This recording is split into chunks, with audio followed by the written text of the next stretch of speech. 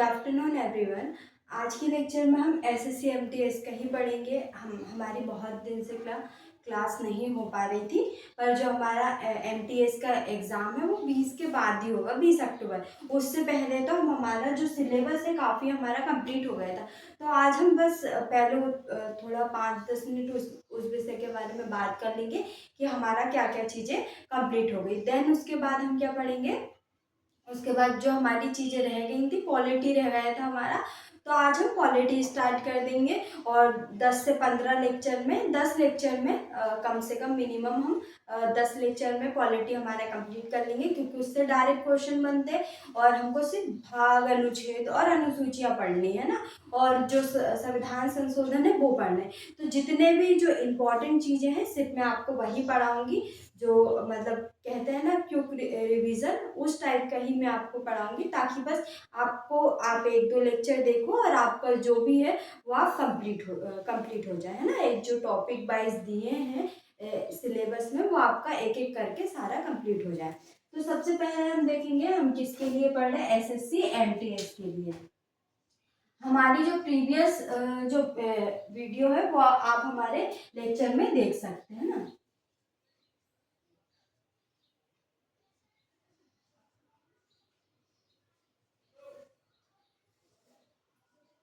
2025 का है ना ये। तो हमारे कौन कौन से सब्जेक्ट हो गए थे। लास्ट जो हमारा लेक्चर हुआ था वो हम मंदिर स्थापत्य कला की शैली में हमने दक्षिण भारत के मंदिर पढ़ लिए थे, जिसमें हमने 3 शैली जो पढ़ी थी, द्रविड़ है, गंधार और बेसर, तीनों हमने देख ली थी कि कहाँ पे दक्षिण में कौन सी है और दक्षिण में कौन कौन से मंदिर है जो फेमस है, और उनसे रिलेटेड जो वंश है, जो राजा हैं, किनके द्वारा स्थापना की गई, सारी चीज़ें हमने देख ली थी। तो नो डाउट हमारा जो आर्ट एंड कल्चर का पार्ट है वो हमारा कंप्लीट हो गया था। कुछ चीज़ें और बची हमारी, जो हमारी 20 अक्टूबर से पहले हमारा कंप्लीट हो जाएगा। और हमारे जो लेक्चर है वो 10 से 20 मिनट के ही होते हैं, तो आपको ज़्यादा टाइम देने की ज़रूरत भी नहीं है। इसमें आप बहुत कम टाइम में ज़्यादा चीज़ें क्या यहाँ से कवर कर सकते हैं ना। तो आपको ज़्यादा रिविज़न भी करने की ज़रूरत है। आप 1-2 बार लेक्चर को देखेंगे तो आपको चीज़ें जल्दी याद हो जाएंगी। तो सबसे पहले हम देखेंगे, एक तो ये तो हमको पता है कि जो एमटीएस है उसमें क्या क्या सिलेबस में दिया था, तो क्या क्या चीज़ें थी एक बार हम देख लेते हैं। तो हमने क्या चीज़ें पढ़ ली थी, हमने हिस्ट्री में भी जो उन्होंने डिफाइन किया था कि युद्धों के बारे में, तो हमने प्रमुख जो युद्ध थे, बाकी हमारे हिस्ट्री में कुछ चीज़ें, 1-2 चीज़ें और रह गई है, तो हम वंश से रिलेटेड हम चीज़ें देख लेंगे, जो कौन कौन से वंश थे, प्राचीन भारत में कौन से वंश थे। इसके बाद हम देखेंगे तो मध्यकालीन भारत में कौन कौन से मुगल साम्राज्य थे। इसके बाद हम देखेंगे सल्तनत था, फिर मुगल साम्राज्य था ना, फिर बहमनी हो गया है ना, और जो भी राजा थे उनके बारे में हम पढ़ेंगे, जो प्रमुख राजा हैं। तो जो शॉर्ट है उसका हम वो देख लेंगे।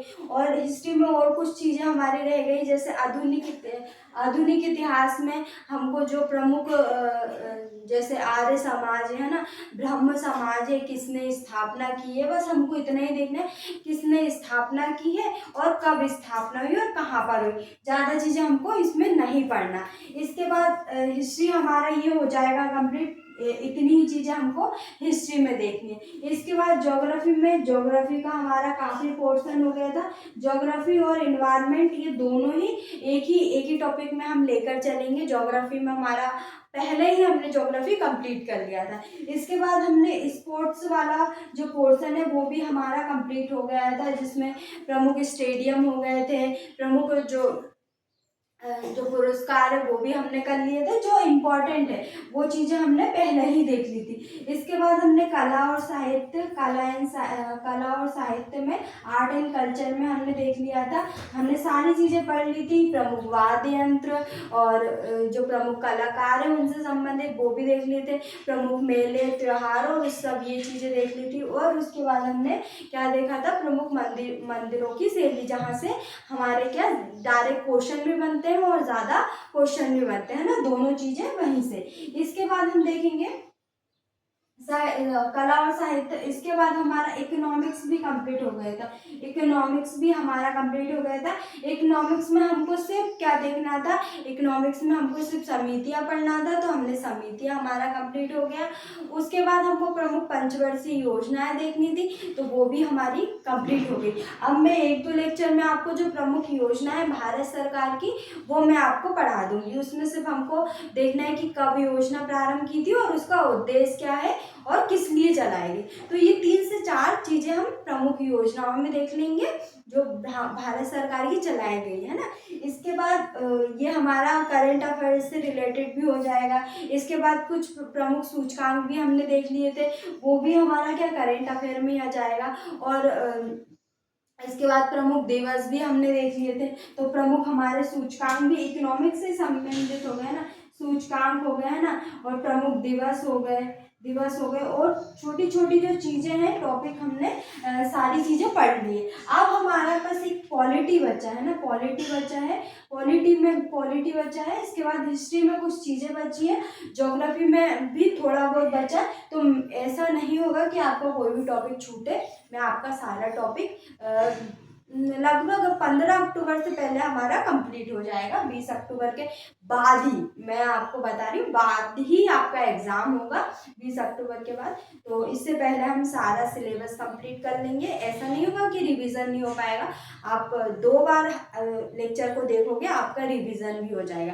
अगर पॉसिबल होगा तो मैं एक एक वीडियो में आपका रिवीजन भी करवाते चलूँगी। हिस्ट्री का अलग, ज्योग्राफी का, sports, art and culture, economics और पॉलिटी का एक एक क्लास में हम इसका क्या रिवीजन भी करते चलेंगे। अभी हम आज क्या पढ़ेंगे, पॉलिटी पढ़ेंगे। और पॉलिटी में भी हम कुछ 4 चीज़ें पढ़नी। एक तो हमको भाग देखना है, इसके बाद हमको अनुच्छेद देखना है, उसके बाद हमको अनुसूचियाँ देखना है ना। तो मैं आपको एक एक करके सारी किसमें कौन से अनुच्छेद में क्या दिया गया है शॉर्ट में आपको अच्छे से बता दूंगी। पहले हम पूरा देख लेंगे है ना, कहाँ से कहाँ तक, कौन से भाग में कौन सी अनुसूची, ये सारी चीज़ें हम एक लेक्चर में इन तीनों चीज़ों को देख लेंगे है ना, शॉर्ट कर करके। इसके बाद हम देखेंगे कि कौन से अनुच्छेद में क्या क्या लिखा है। हमको ज़्यादा डीप में तो जाना नहीं है, सिर्फ हमको फैक्ट वाली चीज़ें हमको पढ़ना है कि इस अनुच्छेद में ये बात कही गई है ना। तो हमको बस ये सारी चीज़ें देखनी है। तो पॉलिटी हम देखेंगे, उसके बाद पॉलिटी हमारा कंप्लीट हो जाएगा तो हमारा ज़्यादा कुछ बचेगा नहीं। हिस्ट्री में थोड़ा एक दो टॉपिक बचेंगे तो हम वो कवर करेंगे।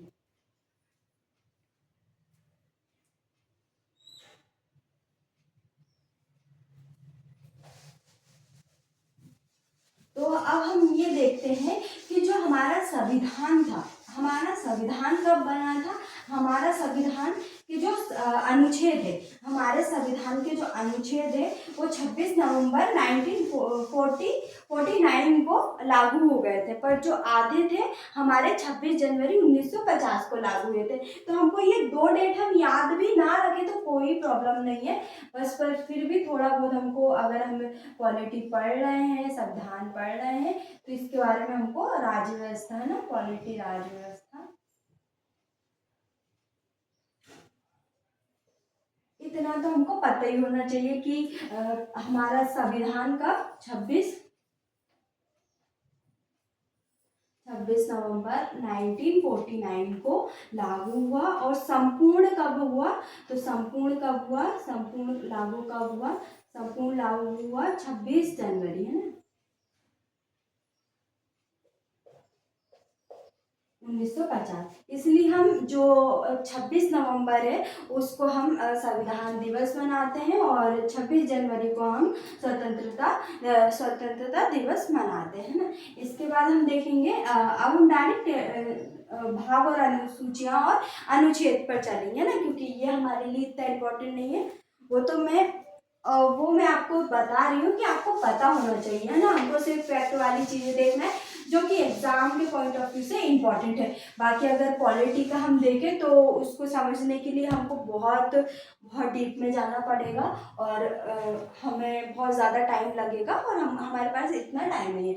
जब मैं आपका जैसे मैंने आपको हिस्ट्री पढ़ाया, अब हमारे प्रीवियस प्लेलिस्ट है हिस्ट्री में, तो मैंने आपको पूरी हिस्ट्री पढ़ाई है, प्राचीन भारत से लेके मध्यकालीन भारत और आधुनिक भारत। तो अब आपको हिस्ट्री अच्छे से पढ़ना है तो आप हिस्ट्री के लेक्चर देख सकते हैं। वैसे ही मैं आपको पॉलिटी की भी एक सीरीज शुरू करूंगी, जिसको पॉलिटी को स्टार्टिंग से लेके उसकी समझ विकसित करने से लेके सारी चीज़ें हम उसमें पढ़ेंगे, है ना। तो ये पहले एसएससी एमटीएस की मैं आपको चीज़ें पढ़ा देती हूँ, उसके बाद हम पॉलिटी की चीज़ें देख लेंगे। अगर आपको थोड़ा डीप में पढ़ना है तो आप हमारे लेक्चर को देख सकते हैं।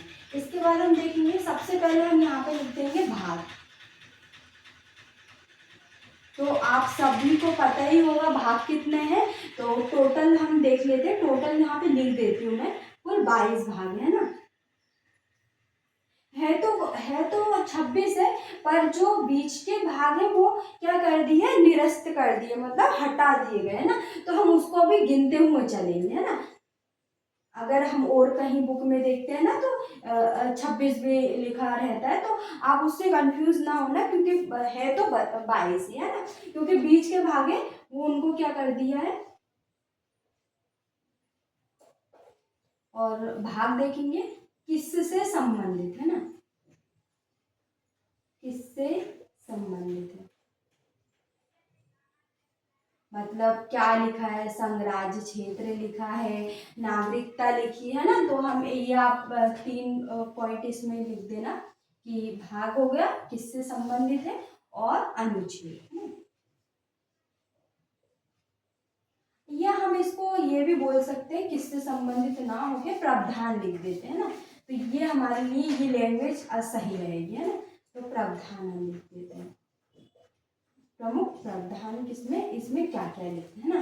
तो हम देखते हैं। सबसे पहले हम देखेंगे भाग 1 में, तो मैं यहाँ पे नंबरिंग ही लिखूंगी। भाग 1 में तो इसमें लिखा है संघ, भारत केंद्र को क्या बोलते हैं, संघ एवं राज्य क्षेत्र के बारे में लिया है, संघ एवं राज्य क्षेत्र के बारे में, है ना। तो इसके बारे में हम अच्छे से पढ़ेंगे। और ये अनुच्छेद हमारे 1 से लेके कहाँ तक, 4 तक ये दिया हुआ, 1 से लेके 4 तक दिया है। इसके बाद सेकंड भाग में क्या लिखा है, तो सेकंड भाग में हमारी नागरिकता, तो सेकंड भाग में नागरिकता के बारे में बताया गया है। और ये अनुच्छेद 5 से लेके 11 तक इसमें बताया गया है ना। तो इसमें हम देखेंगे कि भारत का नागरिक होना चाहिए, है ना। और पाकिस्तान से आया हो या भारत से पाकिस्तान गया, विदेशी नागरिकता रखता हो, है ना। और भारत शासन अधिनियम 1935 है ना। और जो दोहरी नागरिकता, अगर विदेश में रहता हो तो भारत का नागरिक होगा या नहीं होगा ना, इसमें संशोधन करने की शक्ति संसद के पास है ना। तो ये सारी चीजें हम एक एक करके सारे अनुच्छेद पढ़ेंगे। इसके बाद थर्ड हमारा तीसरा भाग होगा, हमारा कौन सा होगा, मौलिक अधिकार, है ना। तो मौलिक अधिकार हमारा थर्ड होगा, मौलिक अधिकार हो गया, है ना। इसके बाद मौलिक अधिकार हमारे अनुच्छेद 12 से लेके अनुच्छेद कहाँ तक दिए हैं, 35 तक ये दिए है ना। 12 में क्या है, हमारी मौलिक अधिकार की परिभाषा दी गई है ना, जिसमें संघराज्य क्षेत्र है, नगर पालिका है, नगर निगम है ना, ये सारी चीजें इसमें लिखी हुई है। इसके बाद हम देखेंगे भाग 4 में क्या लिखा है, नीति निर्देशक तत्व, है ना, नीति निर्देशक तत्व, है ना, राज्य के नीति निर्देशक तत्व, है ना। इसके हम जो मौलिक अधिकार है, मौलिक अधिकारों के हनन पर हम सुप्रीम कोर्ट जा सकते हैं, उच्चतम न्यायालय जा सकते हैं या सर्वोच्च न्यायालय जा सकते हैं। पर नीति निर्देशक तत्व के हनन होने पर हम सर्वोच्च न्यायालय नहीं जा सकते, है ना। तो ये 36 से लेके हमारे कहाँ तक दिए हैं, 36 से लेके हमारे ये 51 वन तक इस वर्णन किया गया है। इसके बाद हम देखेंगे 4 का जोड़ा।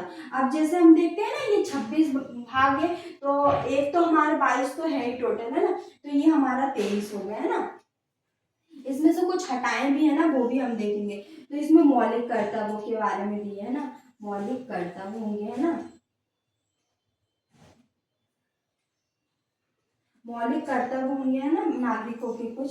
तो ये 51 के काम में दिया है। और ये किससे जोड़ा गया है, यहाँ पे संशोधन भी देख लेते हैं। तो 52वें संविधान संशोधन 1976 के द्वारा ये जोड़ा गया है। तो आप साइड में ऐसा लिख देना कि 52वें संविधान संशोधन 1976 के द्वारा ये जोड़ा गया।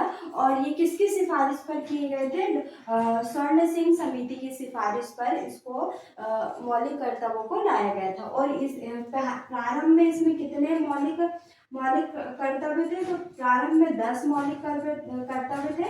और वर्तमान में कितने हैं, वर्तमान में 11 है। और 11वां जो मौलिक कर्तव्य है, आप इसको भी लिख लेना, 86वें संविधान संशोधन, 86वें संविधान संशोधन 2003 के द्वारा इसको जोड़ा गया है ना। तो ये दोनों ही हमारे लिए इम्पोर्टेंट है। जो हमारा मौलिक कर्तव्य है वो 4 के काम में दिया गया है, ये स्वर्ण सिंह समिति की सिफारिश पर बनाए गए थे। और ये 51 का 52वें संविधान संशोधन 1976 के द्वारा जोड़ा गया, जिसमें प्रारंभ में 10 मौलिक कर्तव्य थे, वर्तमान में 11 है। और जो 11वां है वो 86वें संविधान संशोधन 2003 के द्वारा ये जोड़ा गया संविधान में।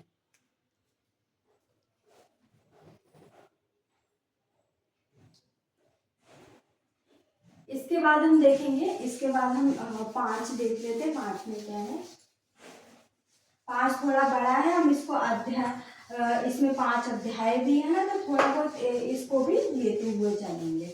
बाकी चीजें हम इसको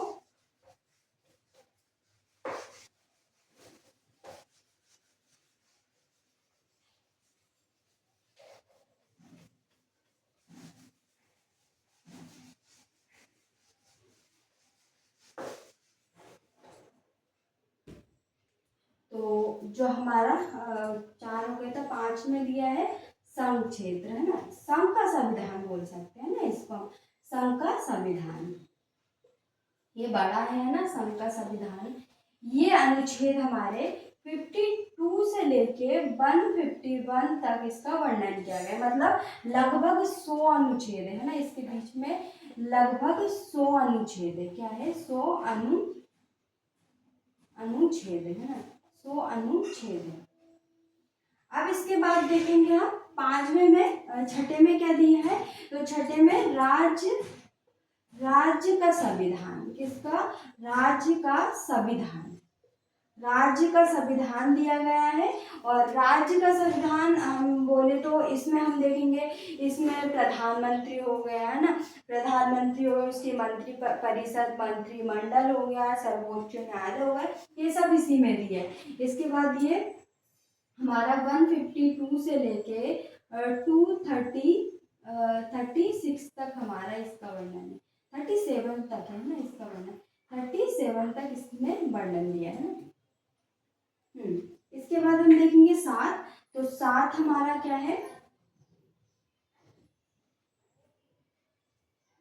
7 है राज्यों का वर्गीकरण,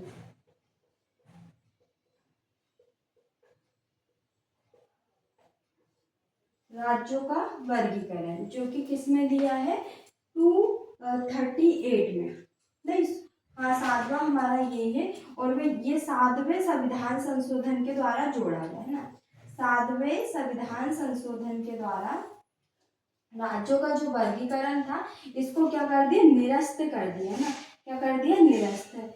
जो राज्यों का वर्गीकरण किया था, जैसे part A, part B, part C, है ना, इसको क्या कर दिया है, निरस्त कर दिया।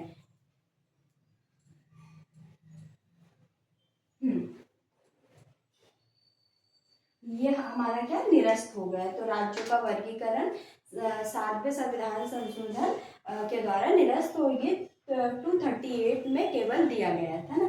तो ये हमारे 7 हो गए। इसके बाद आगे क्या हम नेक्स्ट लेक्चर में कवर करेंगे।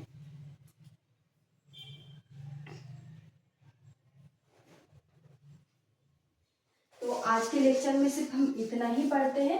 इसके बाद हम नेक्स्ट लेक्चर में देखेंगे भाग हमारा 7 हो गया, जो कि 7वें संविधान संशोधन के द्वारा क्या कर दिया गया है, निरस्त कर दिया गया। और इसमें सिर्फ केवल एक ही अनुच्छेद है, अनुच्छेद 238